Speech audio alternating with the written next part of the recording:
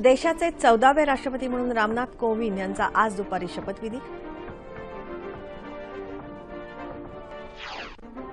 विविधता हीच भारतीय संस्कृतीची शक्ती, सर्वसमावेशक विकासासाठी अहिंसेचा मार्गच हितकारक, मावळते राष्ट्रपती प्रणव मुखर्जी। मुंबई शेअर बाजारात आजही तेजीचा कल कायम, सकाळच्या सत्रात निफ्टीनं पार केला 10,000चा ऐतिहासिक टप्पा। आयसीसी महिला विश्व क्रिकेट संघाच्या कर्णधारपदी मिताली राजला बहुमान, भारताच्या दीप्ती शर्मा आणि हरमनप्रीत कौरलाही संघात स्थान।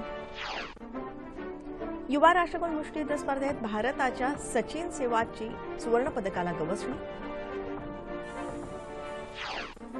प्रसिद्ध वैज्ञानिक आणि शिक्षणतज्ञ प्राध्यापक यशपाल यांचं निधन।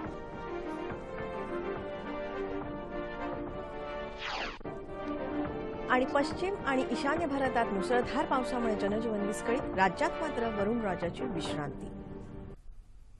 नमस्कार, 11:30च्या बातमीपत्रात मी स्वाती पाटणकर आपलं स्वागत करते। आता बातम्या विस्तारानं। देशाचे 14वे राष्ट्रपती म्हणून रामनाथ कोविंद यांचा शपथविधी आज दुपारी संसदेच्या मध्यवर्ती सभागृहात होणार आहे। सरन्यायाधीश जे.एस. खैर हे कोविंद यांना पद आणि गोपनीयतेची शपथ देतील। या सोहळ्याला उपराष्ट्रपती हमीद अन्सारी, पंतप्रधान नरेंद्र मोदी, लोकसभा अध्यक्ष सुमित्रा महाजन, राज्यसभेचे उपाध्यक्ष पी.जे. कुरियन, केंद्रीय मंत्रिमंडळातले सदस्य, विविध राज्यांचे राज्यपाल, मुख्यमंत्री तसंच लोकसभा आणि राज्यसभा सदस्य उपस्थित राहतील। कोविंद यांनी आज सकाळी 10:30 वाजता राजघाटावर जाऊन राष्ट्रपिता महात्मा गांधींच्या समाधीस्थळाचं सपत्नीक दर्शन घेतलं।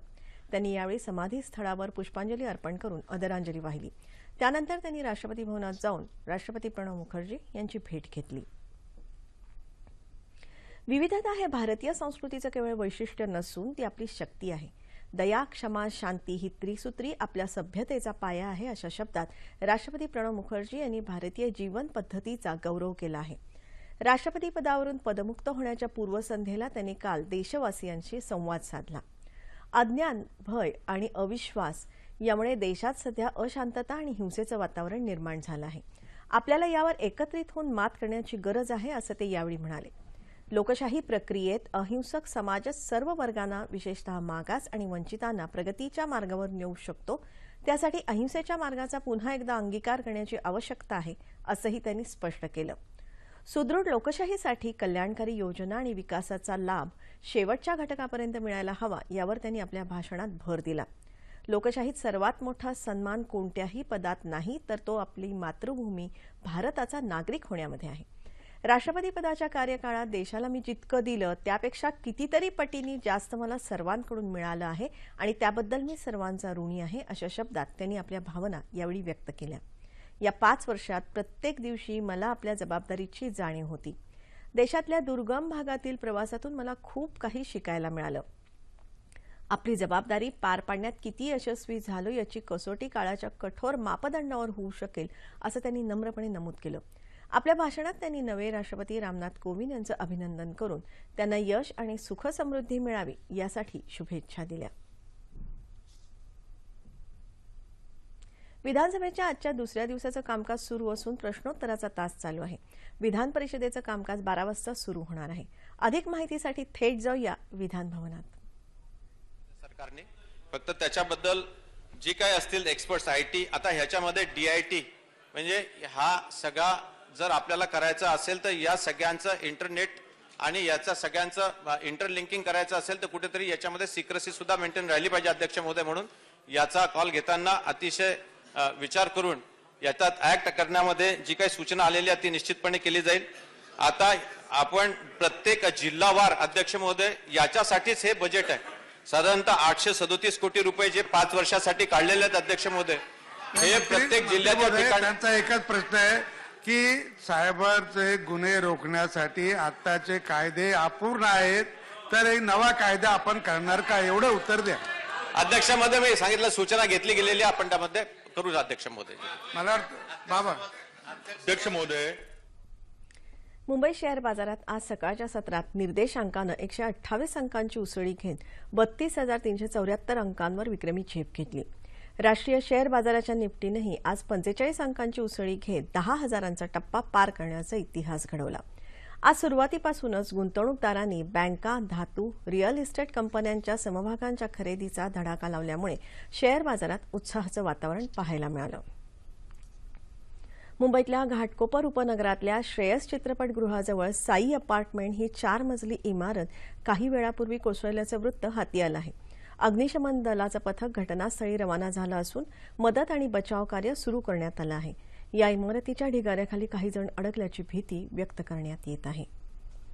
सातारा इथल्या सोना अलाइड कंपनीच्या मालकाकडून खंडणीची मागणी आणि मारहाण प्रकरणी साताऱ्याचे खासदार उदयनराजे भोसले आज पोलिसांसमोर हजर झाले. त्यानंतर पोलिसांनी त्यांना सातारा जिल्हा न्यायालयात हजर केलं. त्यांना 14 दिवसांची न्यायालयीन कोठडी सुनावण्यात आली आहे. गेल्या आठवड्यात उदयनराजे भोसले यांचा अटकपूर्व जामिनाचा अर्ज मुंबई उच्च न्यायालयानं फेटाळून लावला होता. दरम्यान साताऱ्यातल्या नागरिकांनी उत्स्फूर्त बंद पाळला आहे, अशी माहिती आमच्या प्रतिनिधीनं दिली आहे. आयसीसीच्या विश्व महिला क्रिकेट संघाच्या कर्णधारपदी भारताच्या मिताली राज हिची निवड करण्यात आली आहे. नुकत्याच झालेल्या विश्वचषक स्पर्धेत भारतीय संघाचं नेतृत्व करताना मितालीनं शानदार कामगिरी केली. तिच्या या कामगिरीची दखल घेत आयसीसीनं तिला हा बहुमान दिला. आयसीसीनं काल 12 सदस्यांच्या संघाची घोषणा केली.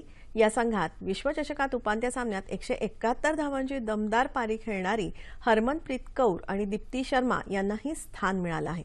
या संघात इंग्लंडच्या 4, दक्षिण आफ्रिकेच्या 3 आणि ऑस्ट्रेलियाच्या 1 खेळाडूचा समावेश आहे. बहामा इथं झालेल्या राष्ट्रकुल युवा क्रीडा स्पर्धेत काल भारताचा मुष्टियोद्धा सचिन सिवाच यानं सुवर्णपदक पटकावलं. 49 किलो वजनी गटाच्या अंतिम सामन्यात सचिननं वेल्सचा मुष्टियोद्धा जेम्स नाथनला 4-1 नमवत सुवर्णपदक पटकावलं. गेल्या वर्षी झालेल्या विश्व मुष्टियुद्ध स्पर्धेतही सचिननं सुवर्णपदक पटकावलं होतं. काल संपलेल्या या स्पर्धेत भारतानं 4 सुवर्णपदकांसह 11 पदकांची कमाई केली. प्रख्यात शास्त्रज्ञ आणि शिक्षणतज्ञ प्रोफेसर यशपाल यांचं काल उत्तर प्रदेशातल्या नोएडा इथे निधन झालं. ते 90 वर्षांचे होते. त्यांनी 1949 साली पंजाब विद्यापीठातून भौतिकशास्त्र विषयात पदवी तर त्यानंतर मॅसॅच्युसेट्स इन्स्टिट्यूट ऑफ टेक्नॉलॉजीमधून डॉक्टरेट पदवी मिळवली. मुंबईतल्या टाटा मूलभूत संस्थेतून आपल्या कारकिर्दीची सुरुवात करून त्यांनी अहमदाबाद इथे भारत सरकारनं स्थापन केलेल्या स्पेस ॲप्लिकेशन सेंटरचे संचालक म्हणून काम पाहिलं. 1986 ते 91 या काळात त्यांनी विद्यापीठ अनुदान आयोगाचं अध्यक्षपद भूषवलं. ते काही काळ नियोजन आयोगाचे सल्लागारही होते. 2007 ते 12 या काळात ते जवाहरलाल नेहरू विद्यापीठाचे कुलगुरू होते. विज्ञान आणि अंतराळ क्षेत्रातल्या उल्लेखनीय योगदानासाठी 1976 साली भारत सरकारनं त्यांना पद्मभूषण तर 2013 साली पद्मविभूषण पुरस्कारानं सन्मानित केलं. त्यांना लालबहादूर शास्त्री राष्ट्रीय पुरस्कारही प्रदान करण्यात आला होता. रँडम क्युरिओसिटी या त्यांच्या पुस्तकाचा पहिला खंड प्रकाशित झाला असून दुसऱ्या खंडाचं काम प्रगतीपथावर आहे. हवामान. पश्चिम आणि ईशान्य भारतात होत असलेल्या मुसळधार पावसामुळे अनेक ठिकाणी पुराची स्थिती निर्माण झाली आहे. ओदिशात अनेक ठिकाणी मुसळधार पावसाची शक्यता वर्तवण्यात आली आहे. संततधार होत असलेल्या पावसामुळे काडजोडी आणि महानदीच्या पाण्याच्या पातळीत वाढ झाली आहे. गुजरातच्या भुज, वलसाड, गांधीनगर, राजकोट, सुरेंद्रनगर आदी जिल्ह्यामध्ये अनेक ठिकाणी पूरस्थिती निर्माण झाली आहे. तिथे एनडीआरएफ आणि वायुसेनेच्या सहकार्यानं मदत कार्य सुरू आहे. पश्चिम बंगालमध्ये सततच्या पावसामुळे स्थिती गंभीर झाली आहे. अनेक ठिकाणी अतिदक्षतेचा इशारा देण्यात आला आहे. आसाममधल्या पूरस्थितीमध्ये झपाट्याने सुधारणा होत असून जनजीवन हळूहळू पूर्वपदावर येत आहे. राज्यात मात्र कालपासून वरुणराजानं विश्रांती घेतली आहे. मुंबई, ठाणे, कोकण आदी ठिकाणी पावसानं उसंत घेतली आहे. सिंधुदुर्गात अधूनमधून पावसाच्या सरी कोसळत आहेत. साताऱ्यात आज जरी पाऊस नसला तरी गेल्या काही दिवसांपासून झालेल्या पावसामुळे कोयना धरणाचा पाणीसाठा 76 टीएमसी इतका झाला आहे. ठाणे जिल्ह्यातल्या बारवी धरण पूर्ण भरलंय. नंदुरबार जिल्ह्यात गेल्या 5 दिवसापासून पावसाची रिपरिप सुरू आहे. शहादा तालुक्यासह काही भागात काल रात्रीपासून अधूनमधून पावसाच्या सरी बरसत आहेत. सोलापूर, भंडारा, वाशिम, जळगाव, अकोला, रत्नागिरी, गडचिरोली, नांदेड या जिल्ह्यात पावसानं उघडीप घेतली आहे. येत्या 24 तासात कोकणात बहुतांश ठिकाणी, मध्य महाराष्ट्रात बऱ्याच ठिकाणी, विदर्भात काही ठिकाणी तर मराठवाड्यात तुरळक ठिकाणी पाऊस पडण्याची शक्यता आहे. याच काळात उत्तर कोकणात तुरळक ठिकाणी मुसळधार पाऊस पडण्याचा अंदाज हवामान विभागानं वर्तवला आहे. ठळक बातम्या पुन्हा एकदा. देशाचे 14वे राष्ट्रपती म्हणून रामनाथ कोविंद यांचा आज दुपारी शपथविधी. विविधता हीच भारतीय संस्कृतीची शक्ती, सर्वसमावेशक विकासासाठी अहिंसेचा मार्गच हितकारक, मावळते राष्ट्रपती प्रणव मुखर्जी. मुंबई शेअर बाजारात आजही तेजीचा कल कायम. सकाळच्या सत्रात निफ्टीनं पार केला 10,000चा ऐतिहासिक टप्पा. आयसीसी महिला विश्व क्रिकेट संघाच्या कर्णधारपदी मिताली राजला बहुमान. भारताच्या दीप्ती शर्मा आणि हरमानप्रीत कौरलाही संघात स्थान. युवा राष्ट्रकुल मुष्टियुद्ध स्पर्धेत भारताच्या सचिन सिवाची सुवर्णपदकाला गवसणी.